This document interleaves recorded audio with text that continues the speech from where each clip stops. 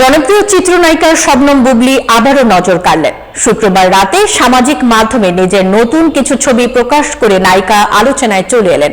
এই ছবিতে তাকে দেখা যায় ঐতিহ্যবাহী ব্রাইডাল লুকে সাজা, যা বিশেষভাবে হলুদের আয়োজনের আবহ ফুটিয়ে তুলেছে।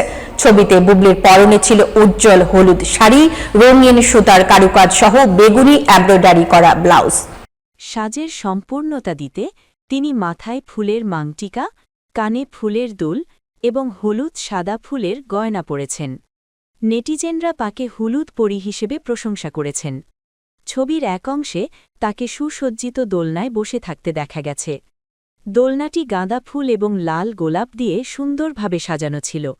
ছবির ক্যাপশনে বুবলী লিখেছেন, রং হল প্রকৃতির হাসি। বর্তমানে বুবলী ব্যস্ত আছেন তার আসন্ন সিনেমা পিনিক নিয়ে। সম্প্রতি সিনেমার আধা চাঁদ শিরোনামের রোম্যান্টিক গানটি একটিমাত্র শটে ওয়ান টেকে শ্যুট করা হয়েছে, যা বাংলা সিনেমার ইতিহাসে নতুন রেকর্ড গড়েছে বলে দাবি করেছেন প্রযোজকরা। এই সিনেমায় বুবলীর বিপরীতে অভিনয় করেছেন আদর আজাদ। জাহির জুয়েল পরিচালিত এই সাইকো থ্রিলার অ্যাকশন সিনেমাটি আগামী রোজার ঈদে প্রেক্ষাগৃহে মুক্তি পাবে।